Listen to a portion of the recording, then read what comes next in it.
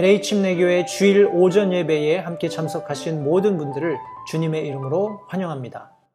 오늘 요한계시록 12장 1절부터 원래 본문은 17절 우리 요한계시록 12장 전체의 말씀을 가지고 성도님들과 나누기 원했는데 우리 이 17장이 분량이 좀 많아서 제가 세 부분으로 나누었습니다. 해서 오늘은 그 첫 번째 시간 우리 하늘에 나타난 하나님께서 보여주신 징조들에 대해서 첫 번째 시간으로 1절부터 6절까지 있는 말씀을 가지고 이 아침에 함께 말씀을 나누도록 하겠습니다. 요한계시록 12장 1절부터 6절까지 말씀입니다. 제가 하나님의 말씀을 받들어 읽겠습니다. 천천히 말씀을 따라오시면서 과연 하나님께서 사도 요한에게 우리 마지막 7 대접의 심판이 이루어지기 전에 보여주신 이 이적을 통해서 무엇을 말씀하시는가 하는 그 내용을 이렇게 염두에 두시고 함께 말씀을 따라오시면 좋겠습니다. 제가 말씀을 읽겠습니다. 하늘에 큰 이적이 나타나니라. 한 여자가 해로 옷 입고 있는데 그녀의 발 아래에는 달이 있고 그녀의 머리 위에는 12별의 관이 있더라. 그녀가 아이를 베어 해산의 고통을 겪는 중에 울부짖으며 출산하려고 진통을 겪더라. 하늘에 또 다른 이적이 나타나니라. 보라, 7 머리와 10 뿔을 가진 큰 붉은 용이 있는데 그의 머리들 위에 7개의 관이 있으며 그의 꼬리가 하늘의 별들 중 3분의 1을 끌어다가 땅에 내 던지더라. 용이 막 해산하려고 하는 그 여자 앞에 서서 여자의 아이가 태어나면 곧 삼키고자 하더라. 여자가 사내 아이를 낳았는데 이 아이는 철장으로 모든 민족들을 다스릴 자더라. 그녀의 아이가 채어 올라가 하나님께 이르고 그분의 왕좌에 이르더라. 그 여자가 광야로 도피하니라. 거기에 하나님께서 예비하신 한 처소가 그녀에게 있으니 이것은 그들이 1260일 동안 거기서 그녀를 먹이게 하려 하심이더라. 오늘 이 말씀을 가지고 한 여자와 사내 아이 그리고 용 이런 제목을 가지고 함께 말씀을 나누도록 하겠습니다. 앞서 설명드린 것처럼 하늘에 나타난 큰 이적에 관해서 우리 계시록 12장 1절부터 17절까지의 말씀이 그 모든 그런 이적들을 설명하고 있는데 특별히 오늘은 그 첫 번째 시간으로 지금 방금 읽었던 본문 말씀에 나타난 한 여자 그리고 사내 아이 그리고 용에 관한 이 말씀을 함께 나누도록 하겠습니다. 말씀을 위해서 잠시 기도하겠습니다. 살아계신 아버지 하나님 감사합니다. 복된 주일 사랑하는 성도들과 함께 하나님의 말씀 나눌 수 있는 놀라운 특권 이 시간 허락해 주신 것 다시 한번 감사드립니다. 함께 나누게 될 말씀 속에서 하나님의 영광을 드러내시기 원하고 우리의 무지가 아니라 성령 하나님께서 깨닫게 하시는 지혜로 말미암아서 하나님의 말씀의 깊은 것들을 이해하고 깨달을 수 있도록 이 시간 성령 하나님께서 우리 가운데 함께 하시기 원합니다. 이 말씀을 통해서 마지막 시대를 살고 있는 우리 모두에게 지혜 더해 주시기 원하고 변치 않는 굳건한 믿음을 가지고 주님과 동행하며 살며 하나님 앞에 영광 돌리는 우리 모두 되도록 도우시기 원합니다. 말씀 전하는 소정을 주님께 의탁드립니다. 주님께서 용처대로 사용하시고 하나님께서 홀로 영광 받으시기를 다시 한번 간절히 바라옵고 예수님의 귀하신 이름으로 기도했습니다. 아멘. 제가 다시 한번 우리 함께 나누고 있는 말씀 요약하겠습니다. 우리가 7 인의 심판을 함께 나누었죠. 그 심판 가운데 특별히 하나님께서 요한계시록 7장 1절부터 8장 1절을 통해서 14만 4천에 대한 그리고 하늘의 순교자들의 울부짖음에 대한 그리고 하늘에 있었던 반 시간 정도의 고요에 관한 그런 말씀들을 중간에 삽입해 놓으셨습니다. 그리고 나팔 심판이 있었고 지금 마지막 나팔 심판을 7째 심판이 선포되면서 하나님의 놀라운 영광스러운 영원한 통치가 선포된 직후에 이제 마지막 대접 심판이 있기 전에 지금 앞서서 우리가 힘센 천사에 관해서 작은 두루마리에 대해서 그리고 두 증인에 대해서 말씀을 살펴보았는데 또 그 사이에 하나님께서 3가지 다른 말씀들을 여기 지금 삽입해 놓으셨습니다.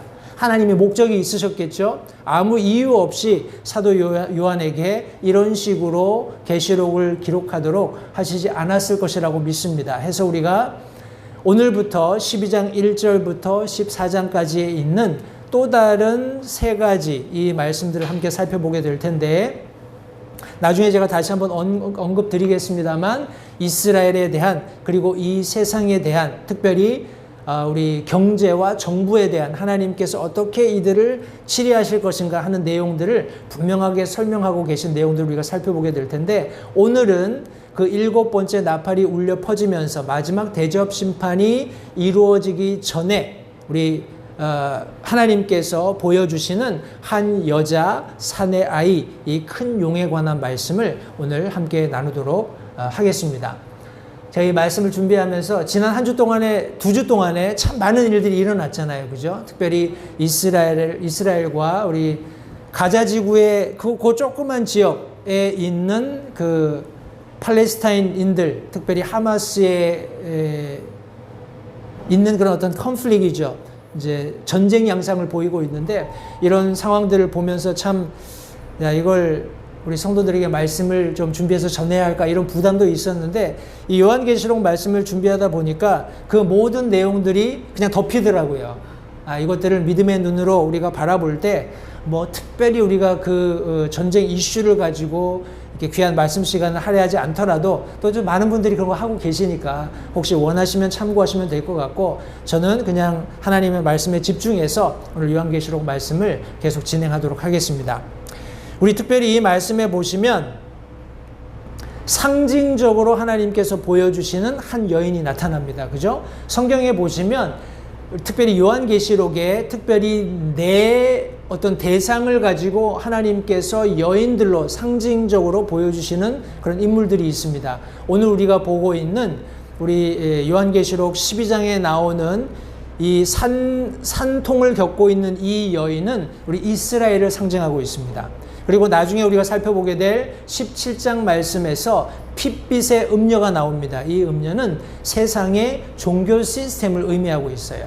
그리고 18장에 나오는 오만한 여왕이 나옵니다. 이 여왕은 우리 세상의 왕들과 교류하고 많은 부유한 사람들과 이렇게 매매하는 그런 모습으로 비춰지는데, 세상의 경제 시스템을 또 의미하고 있습니다.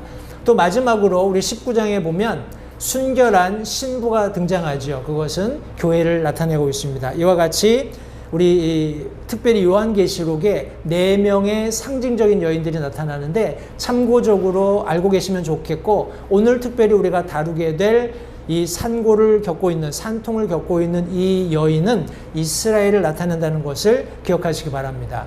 제가 여러 가지 우리 주석서들을 보니까 많은 분들이 이것을 교회로 이렇게 해석하는 그런 것들을 보았습니다. 그러나 우리가 여러 이 산통을 겪고 있는 여인과 사내아이, 용, 이런 일련의 관계들을 살펴보았을 때 이것이 이스라엘을 의미하고 있다는 것을 정확하게 알 수 있고, 전체적인 내용으로 보았을 때 이스라엘의 과거와 현재와 미래를 모두 보듬고 있습니다. 모두 포함하고 있기 때문에 다시 한번 하나님께서 이 산통을 겪고 있는 여인을 요한계시록 12장에 두시고 7 대접 심판, 다시 말해서 이 세상을 마지막으로 심판하시기 직전에 이 여인을 상징적으로 보여주시는 것이 굉장히 의미가 있다라는 생각을 하게 됩니다.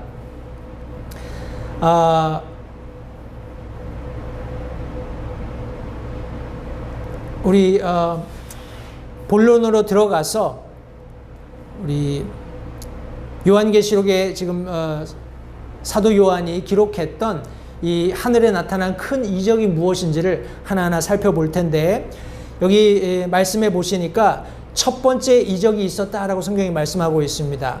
하늘에 큰 이적이 나타나니라. 한 여자가 해로 옷 입고 있는데 그녀의 발 아래는 달이 있고 그녀의 머리 위에는 12별의 관이 있더라.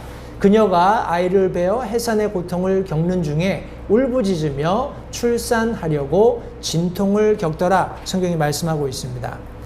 우리 이 상반절 말씀해 보시니까 하늘에 큰 이적이 나타났다라고 말씀하고 있죠. 성경이 말씀하고 있는 이적은 어떤 징조, 비밀이나 힘이나 진실을 나타내는 어떤 표식 혹은 표시, 그리고 외적으로 드러나 보여지는 겁니다. 보아서 어떤 특별한 감추어진 것들을 알 수 있다는 거예요. 그러니까 가시적인 것이기 때문에 그런 시점에서 기적이다라고 말할 수 있는 겁니다. 그러니까 사람들이 뭔가 보여줘야 그것을 믿을 수 있잖아요. 때문에 하나님께서 분명한 징조로서 지금 사도 요한에게 보여주신 겁니다. 지금 어디에 일어나고 있죠? 하늘에서 펼쳐지고 있는 겁니다.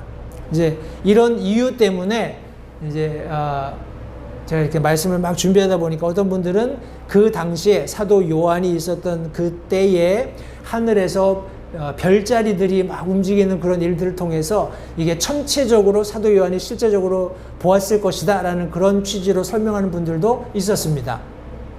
불가능한 것은 아니에요. 그러나 우리가 거기에 너무 집착할 필요는 없고 이것이 가시적으로 나타났다라고 성경이 말씀하고 있습니다. 다시 말해서 사도 요한이 본 것이고 실제적으로 경험한 것입니다. 그것이 별자리의 움직임이었던 아니면 실제적으로 하나님께서 환상 속에 계시로서 이적으로 분명한 표적으로 사도 요한에게 보여주신 것이었던 간에 오늘날 사도 요한이 자신의 서신에 기록했고 우리가 지금 그것을 확실히 알 수 있는 그런 사건이라는 것을 염두에 두시면 되시라고 믿습니다.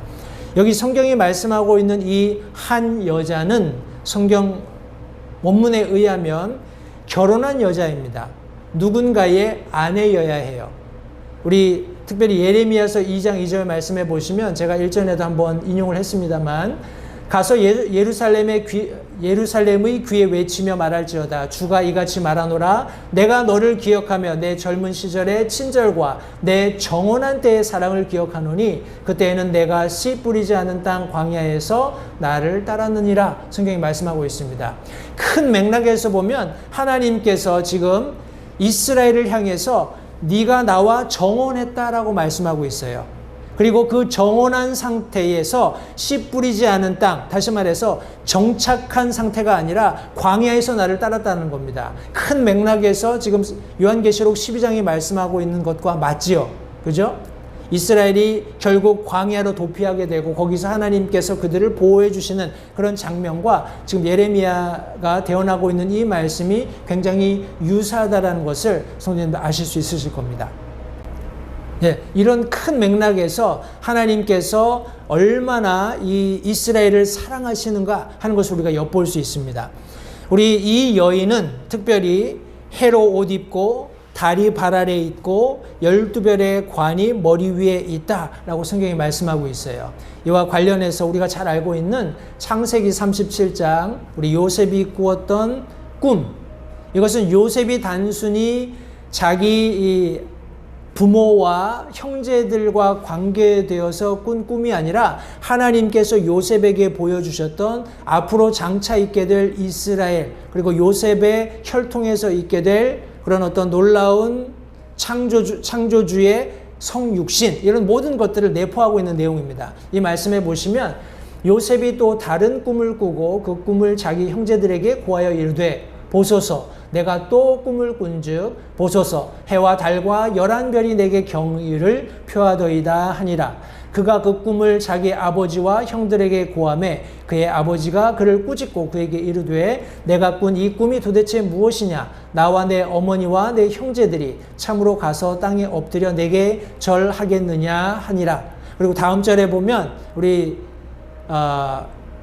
아버지가 이 꿈을 마음속에 두었다라고 말씀하고 있습니다. 다시 말해서 하나님께서 이런 요셉에게 꾸게 하셨던 이 꿈은 단순히 그냥 이스라엘 백성을 이집트에서 보존하기 위한, 우리 나중에 그런 일들이 실제적으로 현실로 일어나잖아요. 그죠? 그러나 단순하게 그런 이스라엘을 보존하겠다라고 요셉에게 알려주신 것이 아니라 장차 있게 될 이런 이스라엘의 완전한 하나님의 섭리에 의한 보존이 있게 될 것을 지금 요한계시록에까지 확장해서 설명해 주고 계신 것입니다. 이 여인이 틀림없이 이스라엘을 상징하고 있고 그녀가 해로 옷 입고 다리 발 아래에 있고 12별의 관이 머리 위에 있는 것을 상징적으로 묘사한다고 우리가 이해할 수 있겠습니다.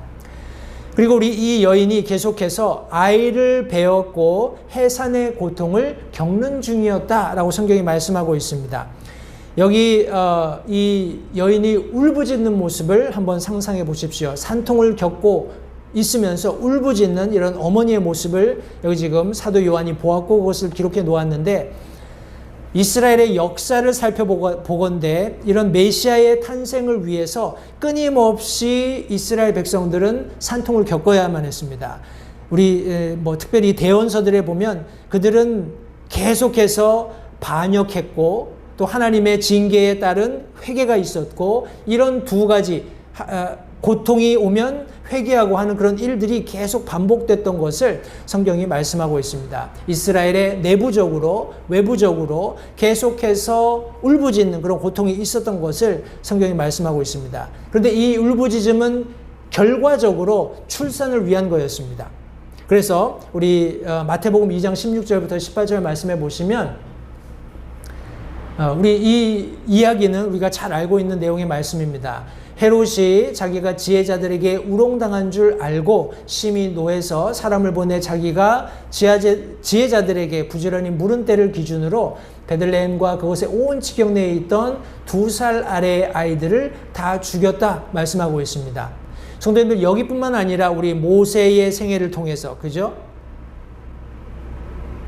비참하게 이스라엘 백성들이 사육당했던 그런 과정들이 있었습니다. 물론 우리 현대사에서는 홀로코스트, 우리 유대인 학살 이런 것들도 우리가 생각해 볼 수 있겠는데, 궁극적으로 예수 그리스도의 탄생을 앞두고 이런 일이 있었고 예레미야가 이것을 대언했다라고 말씀하는데, 그 내용인즉슨 라마에서 거기서 애통하고 슬피 울며 크게 애곡하는 소리가 들렸는데 이것은 라헬이 자기 아이들로 인하여 슬피 우는 것이라, 그들이 없으므로 그녀가 위로를 받기를 원치 아니하였도다 라는 이 말씀을 성취했다라고 말씀하고 있습니다.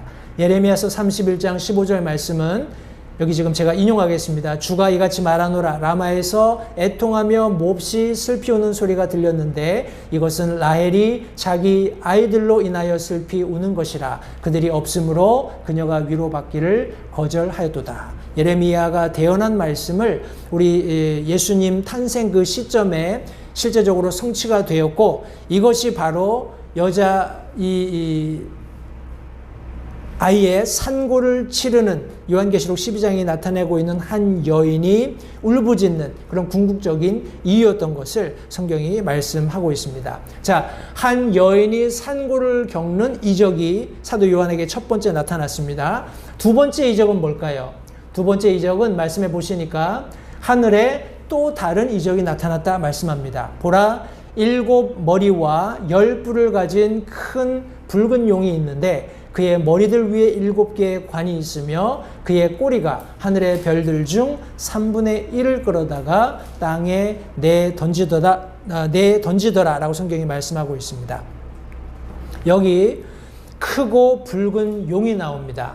우리 붉다는 것은 우리 죽음을 상징하는데, 우리 요한계시록 6장 4절 우리가 앞서 이미 배웠던 말씀입니다만, 다른 붉은 말이 나오더라. 그 위에 탄 자가 땅에서 화평을 제거하는 권능을 받았으니 이것은 그들이 서로 죽이게 하려 함이라. 또 그가 큰 칼을 받았더라 말씀하고 있습니다.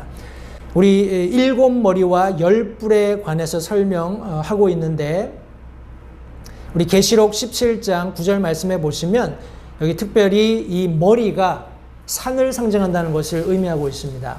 여기에 지혜가 있는 생각이 있으니 그 7 머리는 그 여자가 앉아있는 7 산이라 말씀하고 있습니다. 앞서 설명드렸던 그런 세계의 종교 시스템을 우리가 요한계시록 17장에서 붉은 옷을 입고 있는 여인으로 상징한다고 말씀드렸는데, 여기 이게 로마, 우리 바티칸은 요 건너편에 있고요. 여기 강이 하나 흐르고 있고 그 앞쪽에 있는 7개의 실제적으로 산입니다. 근데 우리가 생각하는 그런 산이 아니라 그냥 힐입니다. 힐. 우리 유대 땅에서도 산이라고 많이 명칭되는 골고다, 우리 언덕이라고 주로 많이 표현하잖아요. 그런 언덕 개념으로 이해하시는 것이 더 우리 우리 한국 사람들 정서에 맞는다고 생각을 해요. 산이라고 생각하면 우리 굉장히 높고 막 그렇게 생각을 하는데 실질적으로는 그냥 언덕입니다. 여기 보면 7개의 언덕이 있는데 팔라티노, 카피톨리노, 아벤티노, 첼리오, 에스퀼리노, 비미날레, 퀴리날레 하는 이 7개의 언덕이 실제적으로 우리 로마에 존재합니다. 해서 이 7개의 언덕을 지금 여기 성경이 묘사하고 있다라고 생각하시면 좋을 것 같습니다. 그리고 제가 한 말씀은 지나쳤는데 우리 요한계시록 17장 12절 말씀에 보시면 이 뿔이라는 것이 왕들을 상징한다는 것을 성경에 말씀하고 있어요. 내가 본 10뿔은 10왕인데 그들이 아직 아무 왕국도 받지 못하였으나 그 짐승과 더불어 1시간 동안 왕으로서 권능을 받느니라 성경이 이렇게 말씀하고 있습니다. 10뿔이 10왕이다 하는 것을 상징적으로 요한계시록이 스스로 말씀 안에서 말씀을 해석해 주고 있습니다. 다시 한번 이 두 번째 이적을 요약한다면 큰 붉은 용을 사도 요한이 보게 되었어요. 근데 이 용에게는 7머리가 있고 뿔이 10개가 있다라고 말씀하고 있습니다. 7개의 산 그리고 우리 10명의 왕들이 존재하게 될 것을 성경이 말씀하고 있습니다. 그러면서 꼬리로 하늘의 별들 중에 3분의 1을 끌어다가 땅에 내던진다라고 말씀하고 있고 그런 와중에 막 해산하려고 하는 여자 앞에 서서 아기를 삼키려고 하고 있는 이런 모습을 지금 사도 요한이 그런 하늘에 지금 보여지는 이적을 통해서 목격하고 있는 것을 성경이 말씀하고 있습니다. 그렇다면 과연 이 두 이적이 무엇을 의미하는지 한번 보겠습니다. 과연 이 이적들이 무엇을 의미하는지 제가 말씀을 먼저 읽겠습니다. 우리 4절 중반 말씀부터 보시면 용이 막 해산하려고 하는 그 여자 앞에 서서 여자의 아이가 태어나면 곧 삼키고자 하더라. 여자가 사내 아이를 낳았는데 이 아이는 철장으로 모든 민족들을 다스릴 자더라. 그녀의 아이가 채 올라가 하나님께 이르고 그분의 왕좌에 이르더라. 성경이 말씀하고 있습니다. 앞서 살펴보았던 우리 큰 붉은 용이 꼬리로 하늘의 별들의 3분의 1을 땅에다 던졌다라고 하는 말씀에 대해서 여러 가지 다른 해석들이 존재할 수 있겠습니다만 사탄이 타락하면서 하늘에 우리 천사들 중에 3분의 1이 그를 따르게 된 그런 사건을 지금 여기 이런 식으로 짧게 묘사해 놓은 것입니다. 우리 이사야서 14장이라든지 에스겔서 28장 말씀해 보시면 구체적으로 사탄이 타락했던 그런 내용들을 설명해 놓고 있는데 그것을 참고하시면 좋겠고요. 오늘 이 말씀에서 보시면 제가 앞서 잠깐 설명했던 것처럼 사탄은 끊임없이 하나님께서 예비해 놓으신 구원자, 우리 예수 그리스도까지 이르는 그런 여러 이스라엘 민족들을 향한 구원자들이 존재했습니다. 그런 구원자들의 탄생 시점부터 어떻게 하든지 하나님의 계획을 우리 훼손시키기 위해서 노력했던 것을 우리 성경이 말씀하고 있습니다. 모세가 그랬고요.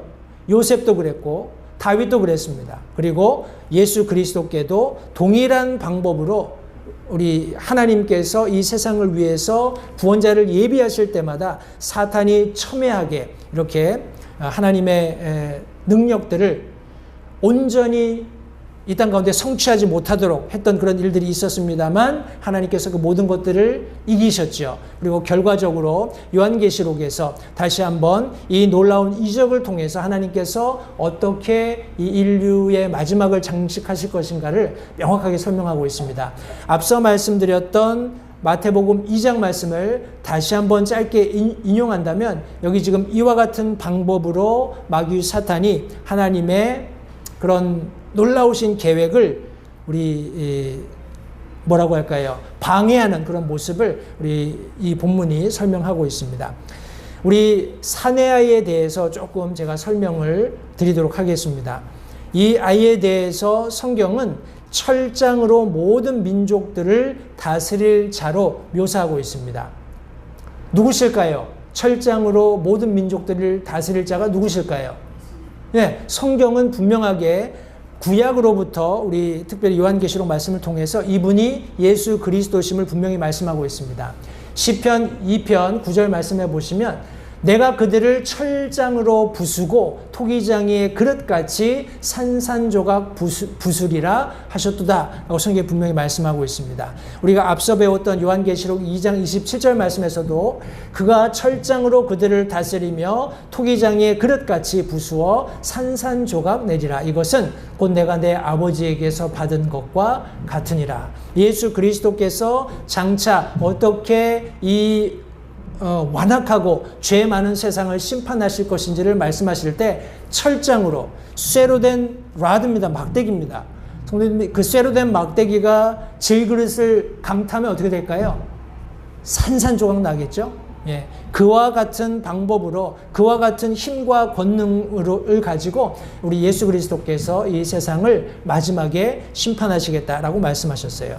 그리고 우리가 본문에서도 그 말씀을 확인할 수 있고, 여기 여자아이가 사내아이를 낳았는데 이 아이는 여자가 사내아이를 낳았는데 이 아이가 철장으로 모든 민족들을 다스릴 것이다 라고 말씀하고 있습니다.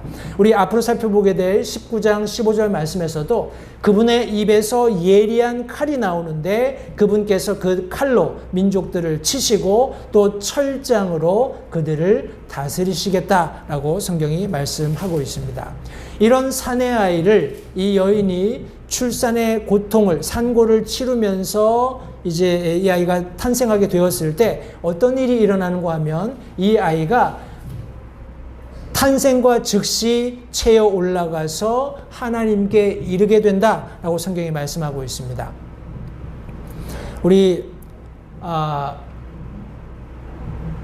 신약 성경을 보시면 사도 바울이 적어도 우리와는 어떻게 보면 가장 가까운 것 같아요. 사도 바울이 자신이 소위 말하는 삼층천, 하나님이 계시는 셋째 하늘을 경험한 내용을 설명하고 있습니다. 고린도후서 12장 2절 말씀해 보시면 내가 그리스도 안에 있는 한 사람을 알았는데 그 사람은 14여 년 전에 셋째 하늘로 채어 올라갔느니라. 몸 안에 있었는지 내가 말할 수 없으며 몸 밖에 있었는지 내가 말할 수 없으나 하나님은 아시느니라. 다시 말해서 사도 요한이 경험하고 있었던 때로는 환상 가운데 때로는 보여주시는 이적들을 가지고 하나님의 말씀을 그가 기록했던 것처럼 사도 바울 역시 하나님께서 주시는 놀라운 어떻게 보면 특별한 은혜죠. 특별한 은혜로 말미암아서 하나님의 존전에 있게 되었는데 그것이 내가 내 몸을 입고 갔는지 아니면 몸 밖에 있었는지 알 수 없다라고 고백하는 이런 내용의 말씀이 고린도후서 12장 2절에 기록되어 있습니다. 데살로니가 전서에서도 사도 바울이 말씀을 하고 있는데 17절 말씀해 보시면 그 뒤에 살아있는 우리가 그들과 함께 구름들 속으로 채어 올라가 공중에서 주를 만나리라. 그리하여 우리가 항상 주와 함께 있으리라. 성도님들 보십시오. 저와 여러분들은 예수님을 믿는 믿음 가운데 하나님께서 말씀하신 모든 성경의 말씀들이 성취될 것을 믿음의 눈으로 바라보고 믿습니다. 그것을 성경은 blessed hope, 복된 소망이라고 말씀하고 있어요. 사도 바울은 실제적으로 사도 요한이 우리에게 보여주고 있는 예수 그리스도께서 채어 올라가실 그 세 번째 하늘을 경험한 사람입니다. 그죠? 경험한 사람으로서 분명하게 우리 데살로니가에 있는 성도들에게 이런 말씀을 해줄 수 있었던 거예요. 그 뒤에 살아남아 있는 우리가 그들과 함께 구름들 속으로 채어 올라갈 것이다.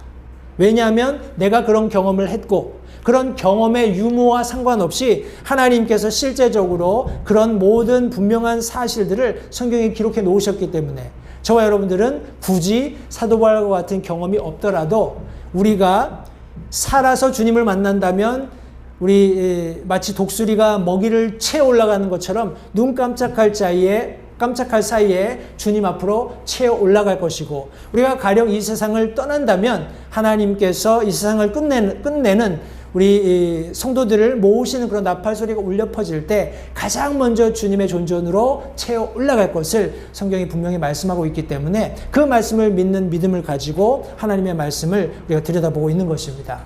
성도님들, 하나님의 존전으로 채어 올라가시는 이 산의 아이를 다시 한번 생각해 보시기 바랍니다. 이 예수 그리스도께서 이 땅 가운데 탄생하시고 그런 놀라운 권능들을 가지고 권세를 가지시고 정권을 가지고 이 세상에 오셨는데, 그분은 이 땅 가운데에서 그런 통치를 이루실 것이 아니라 장차 있게 될 영원한 세상에서 그와 같이 통치하실 분입니다. 그리고 하나님께서 우리 다니엘을 통해서 말씀하셨던 70일의 마지막 우리 7년을 철저하게 하나님의 진노를 쏟아부으시면서 치리하시고 천년 통치하시고 영원으로 입성하시는 그런 놀라운 만왕의 왕, 만주의 주가 되실 것을 성경이 말씀하고 있습니다.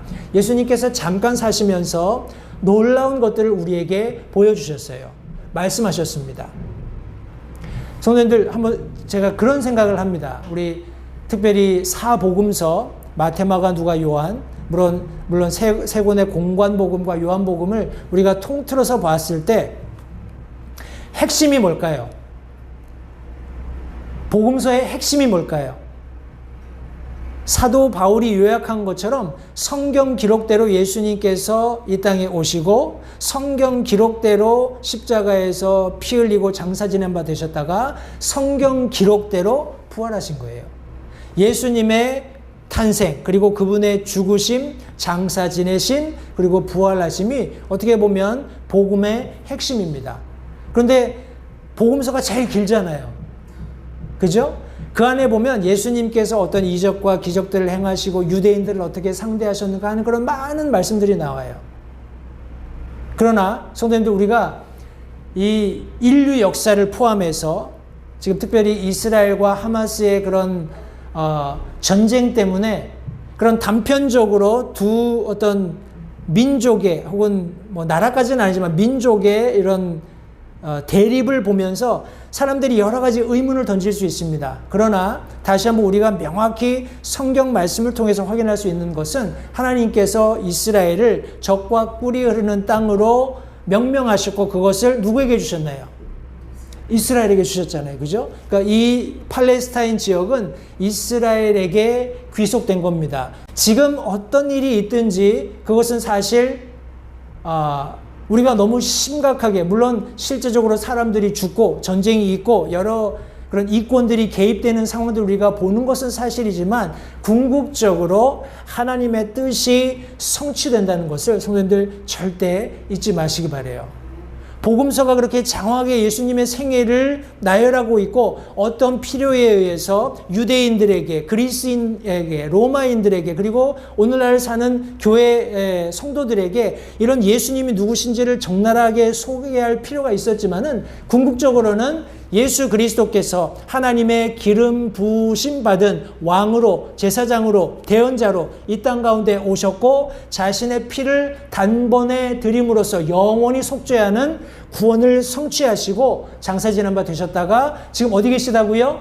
하나님의 보좌 우편에 계시다라는 것을 성도님들 기억하시면 됩니다. 그것이 성경이 말씀하고 있는 우리가 알아야 할 복음의 핵심입니다. 여기 채어 올라가서 하나님께 이른다는 분명한 사실을 성경이 말씀하고 있고 조금 더 구체적으로 그분의 왕좌에 이른다라고 성경이 말씀하고 있습니다. 이와 관련해서 많은 말씀들이 이 사도 요한이 목격한 사실을 증언하고 있습니다. 시편 110편 1편 말씀해 보시면 주께서 내 주께 말씀하시기를 내가 내 원수들을 내 발받침으로 삼을 때까지 너는 내 오른편에 앉아있으라 하셨도다. 우리가 늘 자주 언급하는 하나님이 부활하신 이후에 하나님의 보좌 우편에 앉아 계신다라는 말씀을 많이 합니다. 우리 사도행전 말씀을 통해서도 스데반 집사가 순교할 때 하나님께서 하나님의 보좌 우편에 앉아 있는 것을 보았죠. 그리고 그분이 서 계신 것을 보았어요.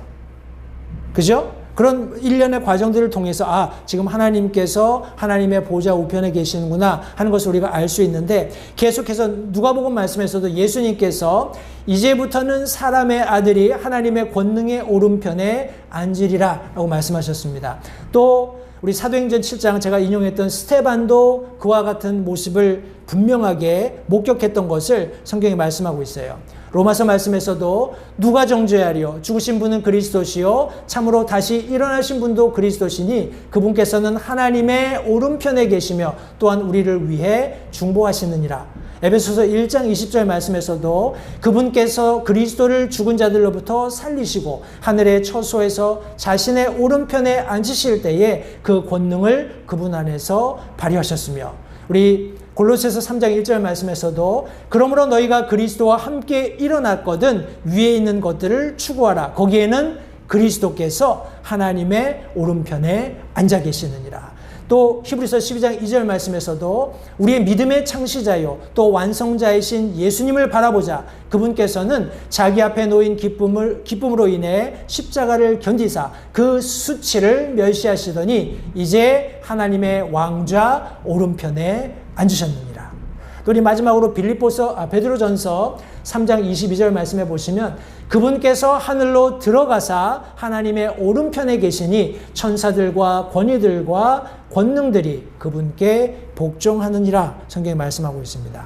제가 말씀이 너무 많아서 성도님들 주보에는 말씀을 다 기록 못하고 장절만 기록을 해놨습니다. 집에 가서 다시 한번 찬찬히 읽어보십시오. 이 어린아이가 우리 철장으로 모든 민족들을 다스릴 터인데 탄생하자마자 채어 올라가서 이제 하나님의 왕좌 오른편에 앉게 되는 그런 모습을 성경이 쭉 말씀하고 있습니다.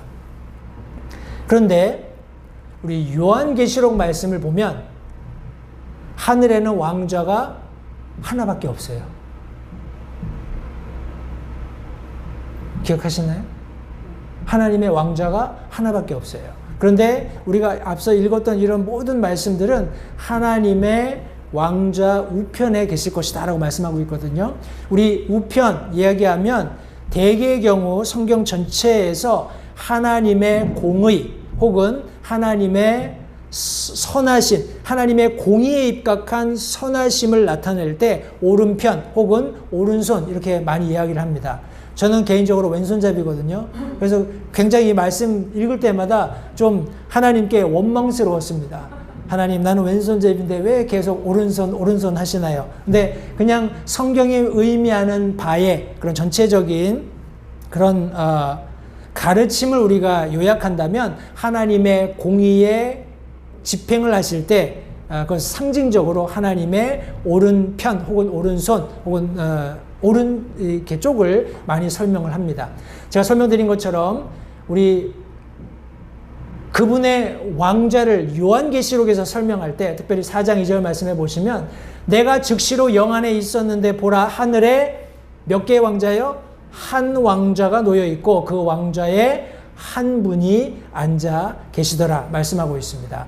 7장 10절에서도 큰 음성으로 외쳐 이르되 구원이 왕좌에 앉으신 우리 하나님과 어린 양께 있도다. 우리 계속해서 신약 말씀이 우리 하나님과 그 왕좌의 오른편을 계속 강조하고 있었는데 요한계시록 다시 말해서 하나님께서 이스라엘에게 예정하셨던 70일의 마지막 7년을 공의로서 심판하시는 그 시점에는 이 왕좌가 마치 하나로 취합이 되면서 두 분이 이 일을 이루어 가시는 것처럼 묘사가 됩니다. 근데 실상은 세 분이죠. 왜냐하면 요한계시록 우리 서론 부분에 보면 하나님의 7 영께서 나타나신 것을 묘사하고 있기 때문에 그렇습니다. 따라서 하나님과 그분의 어린 양 그리고 7 영께서 지금 이 마지막 7년을 이끌어가고 계신 거예요. 사람들의 그런 뭐라고 얘기할까요? 계획이나 사람들의 어떤 의도와 상관없이 하나님께서 이제는 그동안 베풀어 주셨던 긍휼과 은혜를 접고 하나님의 진노를 하나님의 오른손을 펴서 그분의 진노를 쏟아붓는 장면을 성경이 묘사하고 있는 겁니다. 한 왕좌에 한 분이 앉아 계시면서 하나님과 어린 양께서 그분의 그 왕좌에 계시면서 진노를 쏟아붓는 장면을 요한계시록이 설명합니다. 우리가 방금 읽었던 12장 5절 말씀 마지막에도 이 아이가 채어 올라가서 하나님께 이르고 그분의 왕좌에 이르렀다라고 말씀하고 있습니다.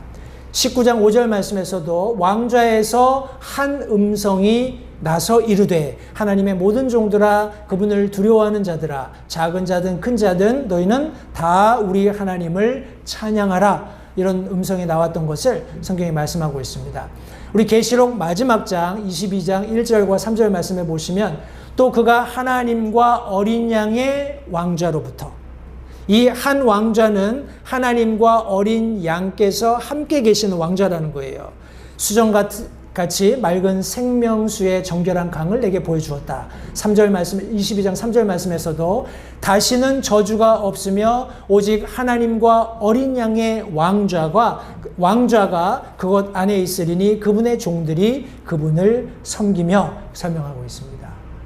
성도님들 보십시오. 이 모든 하나님께서 보여주시는 이적들, 특별히 한 여인이 산고 중에서 아이를 탄생시키려는 그런 비전, 그리고 크고 붉은 용이 아이를 집어삼키려고 하는 이런 환상, 이 모든 것들은 어떻게 보면 이스라엘의 역사를 통틀어서 계속해서 어떻게 보면 창세기 3장에서 말씀하고 있는 우리 뱀에게 남자의 후손이 발꿈치를 상하게 할 것이고 여자의 후손이 내 머리를 상하게 할 것이다. 내 후손의 머리를 상하게 할 것이다 하는 이 말씀에서와 같이 하나님께서 이스라엘 안에서 계획하신 모든 일들이 완전히 성취될 것을 보여주고 계시는 겁니다. 그런 모든 밑그림이 완성된 거예요. 우리가 계속해서 보게 될 두 번째, 세 번째 말씀을 통해서 어떻게 그 일이 이루어질 것인지를 성경이 자세하게 설명하고 있는데 그것은 차후에 우리가 살펴볼 일이고 이 모든 과정들을 우리가 볼 때 하나님께서 놀랍게 모든 것들을 완전하게 예비해 놓으셨다라는 것을 알 수 있습니다. 어떻게 하나님께서 그것을 예비해 놓으셨는지 같이 한번 보겠습니다.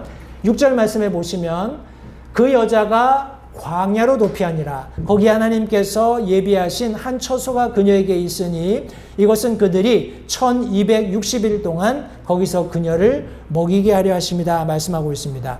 제가 앞서서 예레미야서 2장 2절 말씀에서도 하나님께서 이스라엘과 자신이 정원한 때를 다시 추억하면서 그들이 씨 뿌리는 안정된 땅이 있었기 때문에 하나님을 섬겼던 것이 아니라 광야에서 그를 섬겼다라고 말씀하고 있잖아요. 이런 동일한 원리로 하나님께서 그 여자를 광야로 도피시키십니다. 이 광야는 항상 성경 안에서 하나님께서 보호하시는, 하나님께서 위기로부터 구출하시지만 척박한 환경임에도 불구하고 하나님께서 인도하시고 보호해 주시는 그런 의미로 많이 사용이 됐습니다. 다윗에게도 그랬던 것을 우리 사무엘상 23장 14절 15절이 말씀하고 있습니다. 말씀해 보시면 다윗이 광야에서 요새에 머물렀고 또 십광야에 있는 산에 거하였으므로 사울이 날마다 그를 찾았으나 하나님께서 다윗을 그의 손에 넘겨주지 아니하시니라. 사울이 자기 생명을 찾으려고 나온 것을 다윗이 보았으므로 다윗이 십광야에 있는 숲에 있었더라 말씀하고 있습니다. 다윗이 계속해서 자신의 대적을 피해서 숨었던 곳이 광야였었어요.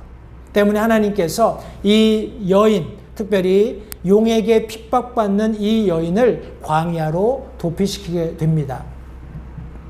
나중에 이제 우리가 다음 시간에 살펴보게 될 그런 내용의 말씀들, 우리 마지막 시간에 살펴보게 될 말씀들을 통해서도 계속해서 이 용은 어떻게든지 이 여자와 그 씨의 모든 민족들을 멸하기 위해서 혈안이 되어 있습니다. 심지어 입에서 홍수같이 물을 쏟아서 이들을 멸망시키려고 하지만 하나님의 도우심으로 땅이 입을 벌려서 그 물들을 다 삼키는 그런 장면도 나중에 우리 등장을 하게 됩니다. 그러나 어찌되었건 간에 하나님께서는 완전하신 철저한 예배하심을 통해서 이스라엘을 보존하시는 것을 성경이 말씀하고 있습니다.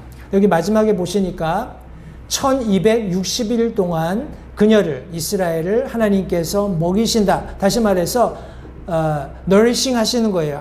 마치 어린아이를 보호하듯이 하나님께서 모든 것을 공급해 주시고 보호해 주시는 것입니다.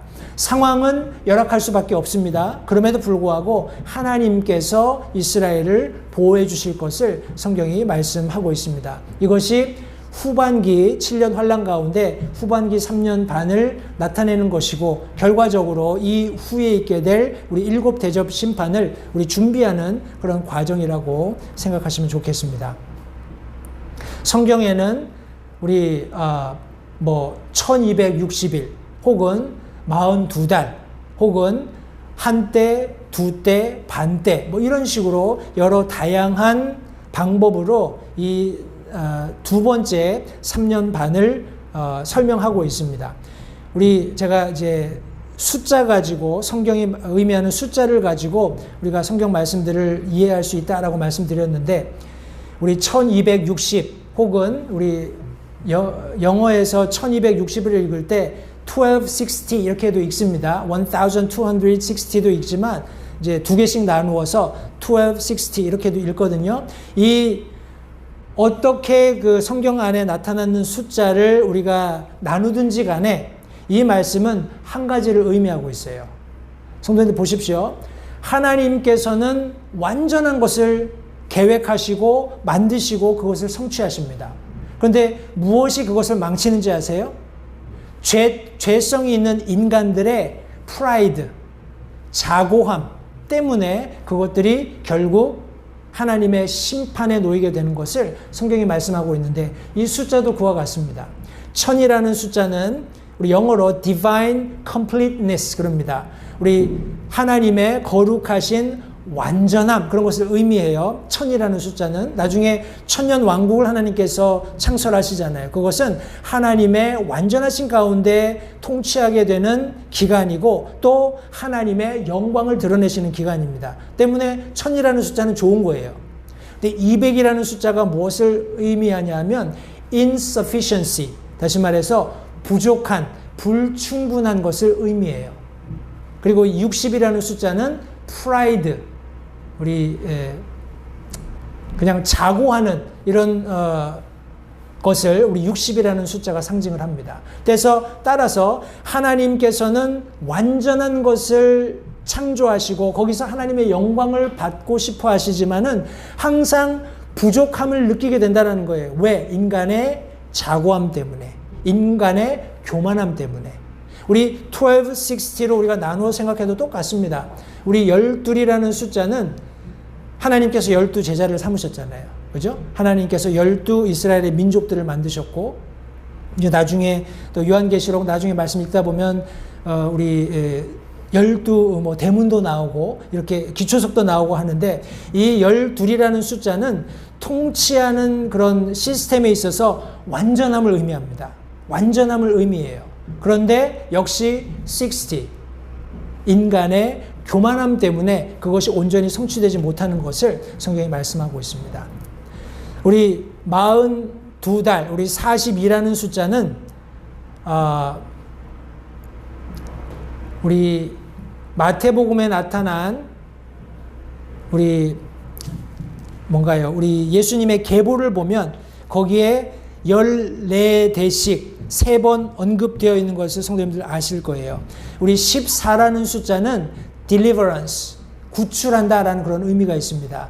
내가 너를 구출할 거야. 내가 너를 구출할 거야. 내가 너를 구출할 거야. 3번 말씀하시고 이것이 더하면 42가 되잖아요. 42라는 숫자는 성경 우리 숫자 그런 시스템으로 이스라엘이 고난받는 것, 그리고 주께서 나타나시는, 주께서 출현하시는 것을 의미합니다.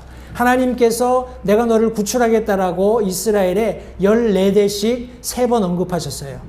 완전하게 내가 너를 구출하겠다, 내가 너를 구출하겠다 말씀하시고 나서 예수 그리스도를 주시는 겁니다. 42달 동안 고난받지만 결과적으로 하나님께서 모든 것을 성취하시고 예수 그리스도께서 누구신지를 다시 한번 이 땅 가운데 분명히 보여줄 것을 성경이 말씀하고 있습니다. 성도님들, 이런 모든 말씀들을 우리가 찬찬히 살펴볼 때 하나님께서 얼마나 놀랍게 이 세상을 통치해 가고 계시는가 하는 것을 우리가 확연히 알 수 있습니다. 지금 이스라엘과 우리 하마스 가자 그 지구에 있는 팔레스타인들 간에 그런 우리가 접전 양상을 보고 있어요. 그런데 재미있는 것이 세상 미디어들은 현실을 현실로 이렇게 사람들이 볼 수 있게 전달해 주지 않습니다. 계속 한쪽 편을 들게 돼 있어요. 이제 통상 약자의 편을 들게 되어 있는 것 같은데, 제가 아내한테도 그런 얘기 했어요. 누가 먼저 시작했나요? 하마스가 먼저 시작하고서 지금 이스라엘에서 이제 지상군이 투입될 거니까 다 피난 가시오 하는데 하마스가 피난을 못 가게 하잖아요. 그러니까 소위 말하는 인간 방패를 삼아서 자기들이 얻고자 하는 어떤 결과를 얻기 위해서 이렇게 애쓰고 있는 그 우리 팔레스타인에 지역에 남아있는 우리 하마스 그런 사람들을 봅니다. 참 안타깝기 그지없습니다.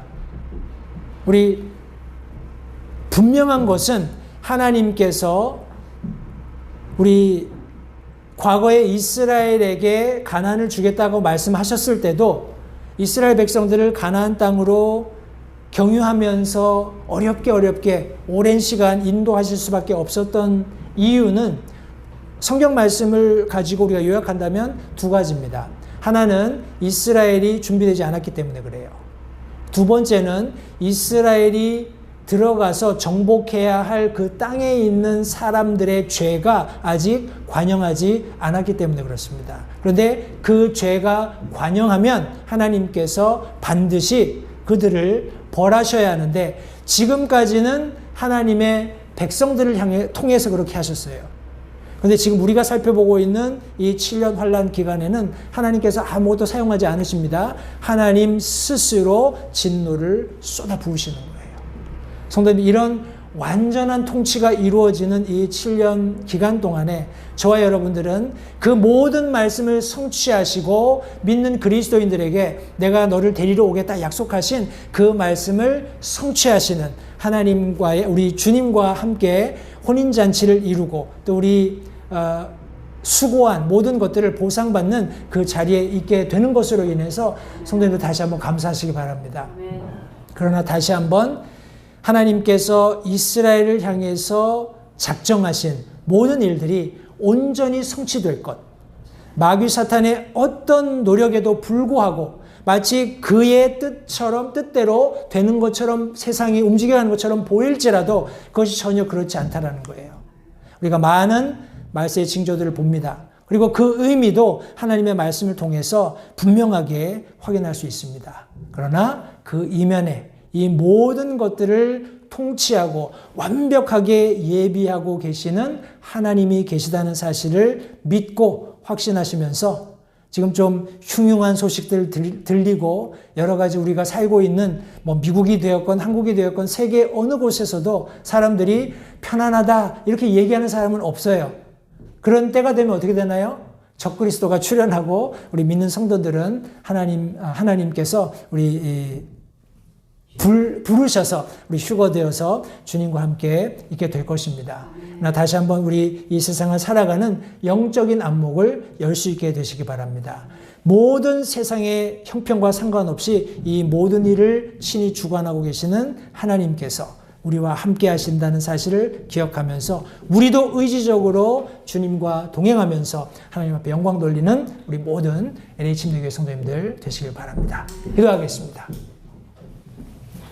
살아계신 아버지 하나님 감사합니다. 오늘 또 하나님께서 사도 요한에게 보여주셨던 이 하늘에 있었던 이적을 통해서 하나님께서 얼마나 놀랍게 모든 일들을 특별히 이스라엘을 위해서 예비하고 계시는지 말씀을 통해서 확인할 수 있도록 도와주셔서 감사합니다. 하나님, 우리는 지금 마지막 때에 7년에 있게 될 일들을 참 집중적으로 살펴보고 있지만 하나님께서 우리에게 허락하신 이 은혜 시대 안에서도 놀랍게 하나님께서 모든 것들을 예비하시고 특별히 7년 환란 동안에 경험할 수 없는 하나님의 은혜와 사랑, 긍휼을 우리가 지금 경험하고 있는 것을 인해서 다시 한번 감사드립니다. 하나님, 우리가 이 놀라운 특권을 가볍게 여기지 않을 수 있도록 도와주시고 이 하나님의 놀라우신 긍휼, 자비, 은혜를 우리가 맛볼 수 있는 이 때에 힘써서 복음 전하며 구원하는 그런 놀라운 하나님의 복음의 능력을 우리가 실제적으로 경험할 수 있도록 주님 도와주시기 원합니다.